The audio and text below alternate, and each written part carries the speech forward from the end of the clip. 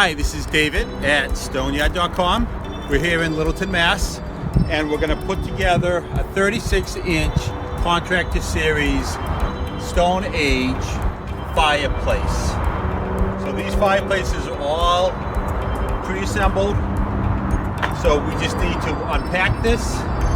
We're going to set it up here on the sidewalk as a dry fit, and we have with us David from Stone Age to guide us through the process. How are you? Again, I'm Dave from Stone Age. We're the manufacturers of Stone Age masonry products. This is, as Dave said, a 36-inch Contractor. The first thing we do when we take this off the pallet is stage it. Like any other project, you want to stage your project. So we're going to open it up, Dave, and we go from there.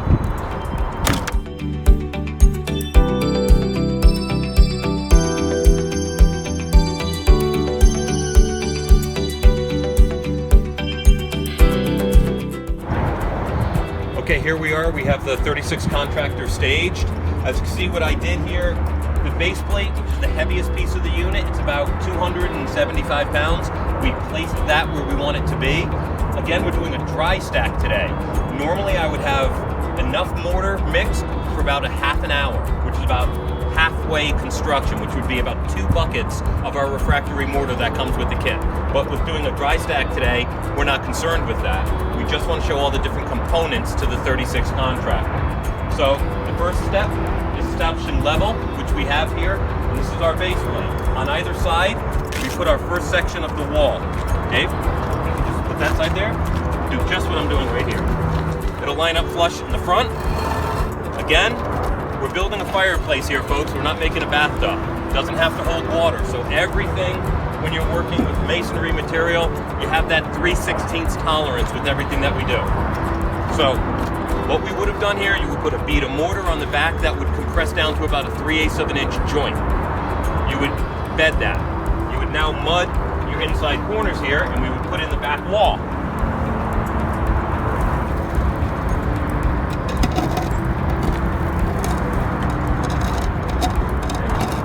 Like a little bit of an opening just to mimic that joint.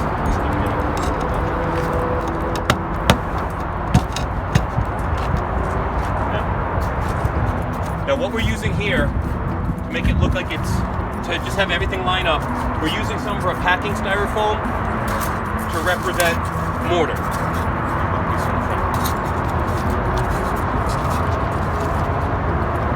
Now you'll notice that the construction of the Stone Age piece is all solid core. In every one of our units, we have about 175 linear feet of rebar. These sections here weigh about 70 pounds each. We have a mix here that doesn't include any sand. Silica, which is present in sand, transfers heat to the outside wall.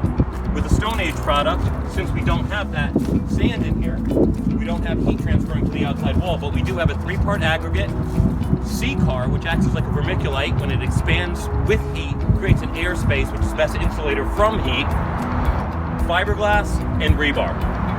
This popcorn finish is by design.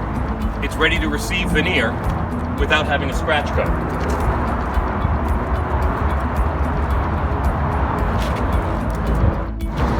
Okay, this is the side piece that will hold the smoke shelf in the back. So you notice one side is angled, one side is not. This area here allows for the front lintel to come across. Let's hold this together here for you. The next piece will really start holding it together.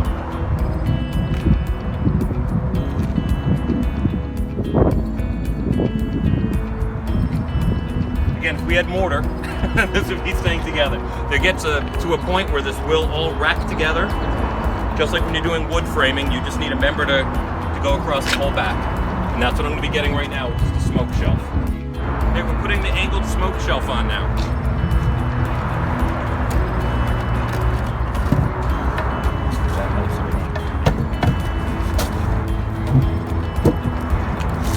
Here we go, we're starting to establish the firebox here. As you can see, our angled smoke shelf is what allows for proper drafting through our flue system.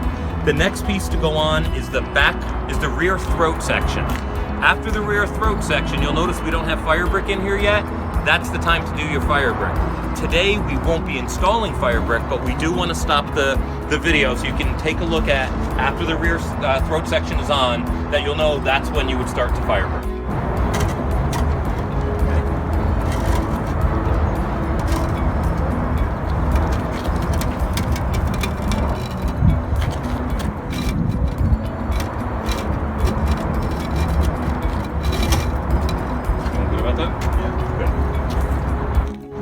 As you can see, we have the rear throat section on. This is a two-piece detail, which makes it very simple.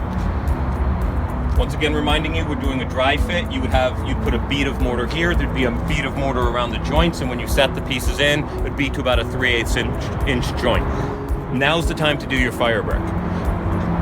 You'd have easy access to the entire inside of the firebox, creating your full 30-inch depth, which is the deepest box in the business.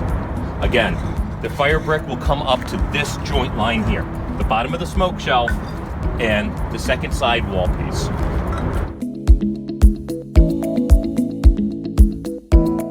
What we decided to do is just give you a quick mock-up of how fire brick is installed. As you can see, we didn't cut any of the bricks, but normally you would cut an angle to go to the wall, and then your wall pieces would come down on top of your floor members. Now, all your fire brick would be set in the same mortar or refractory mortar that you put together all the other components of the structure. You'd set them in, you'd leave about a 1/8 of an inch gap or a joint, and you'd fill that in with the same mortar but in a drier mix, so you could work it into the joint and then you can tool it. Once you put this fire brick in, you can't light the fire for 28 days. Very important, 28 days for it to be fully cured. Now, you can lay these bricks on any pattern that you'd like. You can lay them on a herringbone pattern like this, so you can have two bricks, meeting on such as this, and then your next brick would overlap. So this is one pattern that you can do, which is very popular. And as that establishes itself, it's a classic, beautiful look. You could also do that on the walls. You could do a diamond inlay. This is where you can get really creative and take your time doing it, because you have easy access to the firebox. Now, the next step that we're going to do is we're going to put the lintel on, which is our arched lintel on the front, and then the second piece of our throat. Once you see it put together, you realize why you would want to do the fire brick at this stage. It gets a little tight to crawl in there.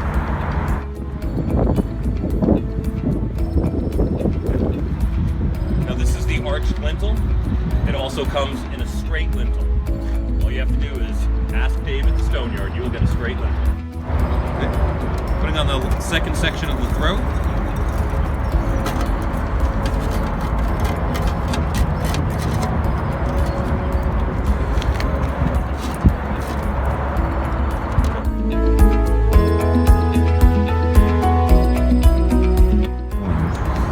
Okay, you might notice this is the first time I'm checking it for level.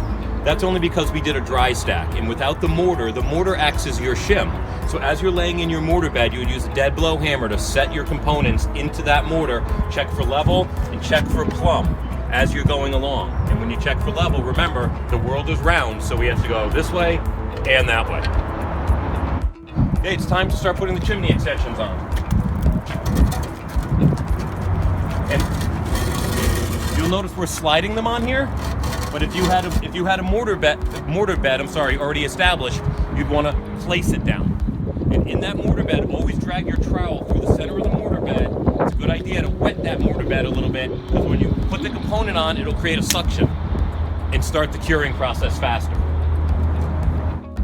Here we are putting the last section that comes with the kit. Keep in mind, you can stack from this point at the top of your throat, you can go an additional 15 feet.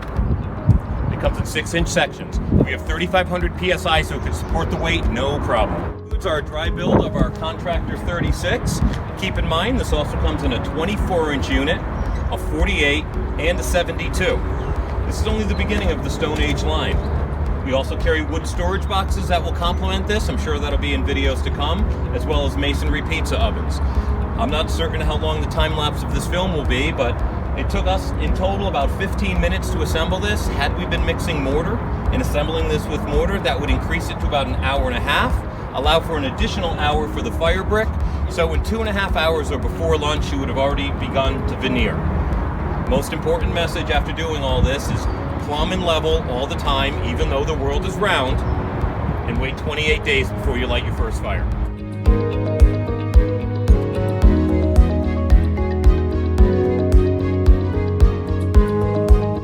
So come on down to Stoneyard, and we have these in stock ready to go. Thank you.